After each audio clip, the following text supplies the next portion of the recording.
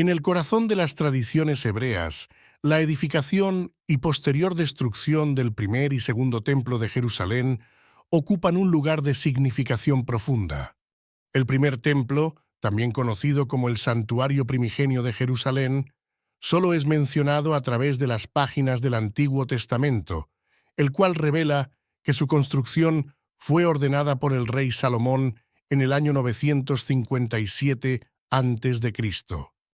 Este templo, erigido como un monumento a la fe y la devoción, fue demolido por los babilonios 370 años después, marcando un antes y un después en la historia del pueblo judío.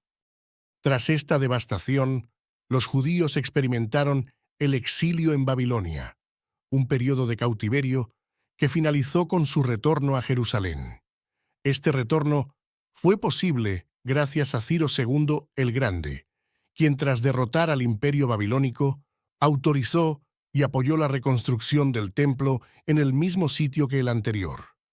A diferencia del primer templo, del segundo templo sí se conservan evidencias arqueológicas y documentales, tanto bíblicas como extrabíblicas, que atestiguan su existencia y eventual destrucción a manos de los romanos en el año 70 después de Cristo. Este vídeo se adentrará en las vicisitudes que rodearon la construcción del segundo templo de Jerusalén, así como en las circunstancias dramáticas que culminaron en su destrucción durante la revuelta judía y la posterior caída de Jerusalén bajo el yugo romano. A través de los relatos del historiador judío romano Flavio Josefo, testigo presencial de estos hechos, exploraremos estos momentos cruciales de la historia.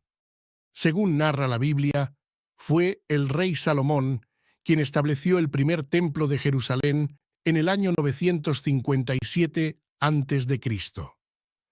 Este acto de fe, predestinado por el deseo del rey David de erigir un templo para albergar el Arca de la Alianza, culminó con la elección del Monte del Templo como su ubicación.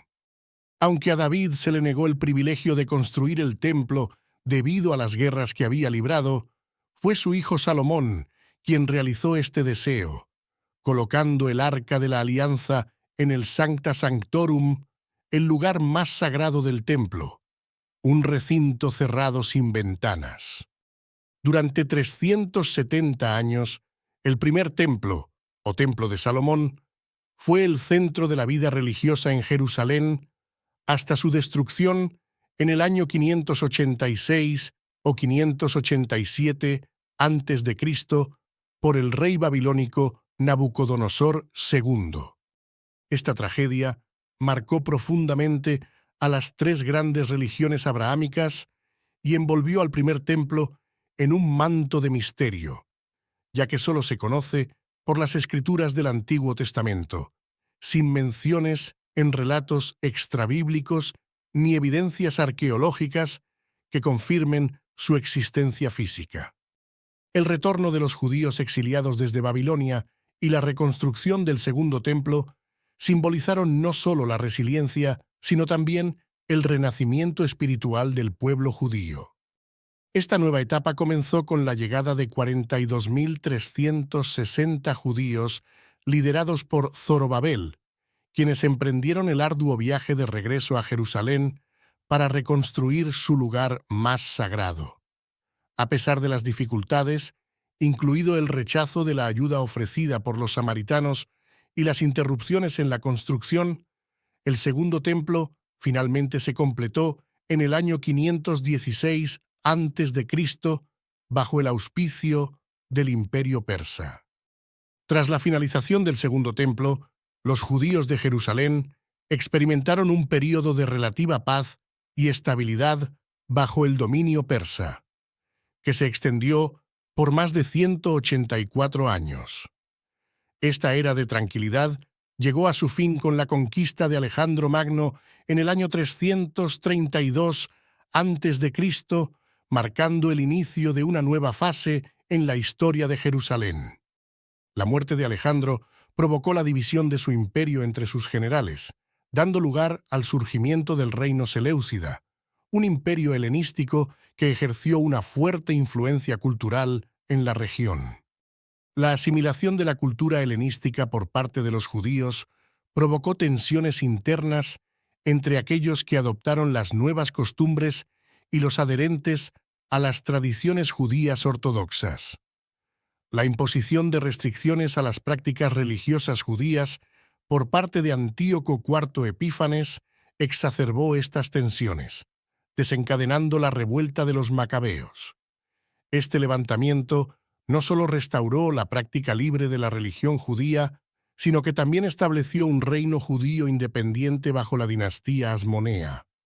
La relativa independencia de Judea duró hasta que las disputas internas y las guerras civiles atrajeron la atención de Roma, con Pompeyo el Grande conquistando Jerusalén en el año 63 a.C.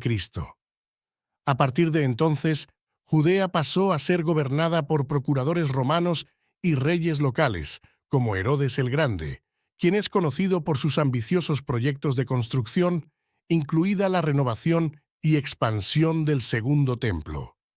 La gestión de Judea por parte de los romanos, marcada por la corrupción y la opresión, eventualmente llevó a la gran revuelta judía en el año 66 después de Cristo. Los abusos del procurador romano Gesio Floro y la prohibición de los sacrificios en honor al emperador en el templo fueron la chispa que encendió la rebelión.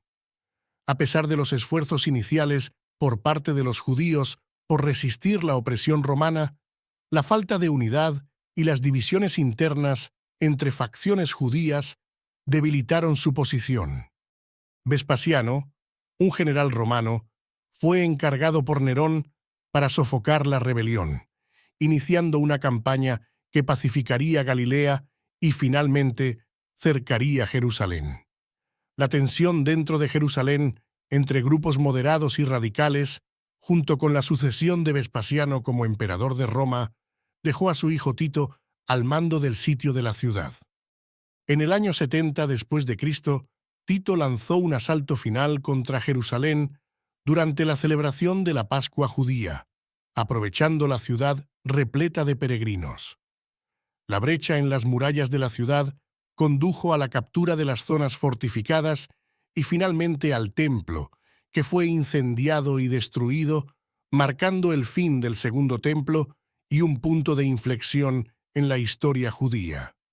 La destrucción del Segundo Templo de Jerusalén no solo fue un desastre para la fe y la identidad judía, sino que también marcó el comienzo de un largo período de dispersión y diáspora para el pueblo judío.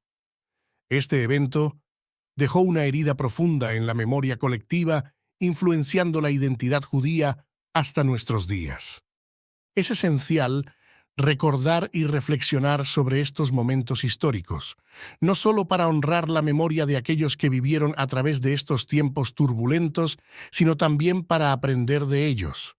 La historia del Segundo Templo nos enseña sobre la resistencia, la fe y las consecuencias de la división interna. Si este análisis histórico te ha parecido informativo y enriquecedor, te invitamos a compartir tus pensamientos en la sección de comentarios. Para más contenidos como este, no olvides suscribirte al canal Unsolved y seguir nuestras actualizaciones en redes sociales. Recuerda, conocer nuestra historia es esencial para no repetir los errores del pasado.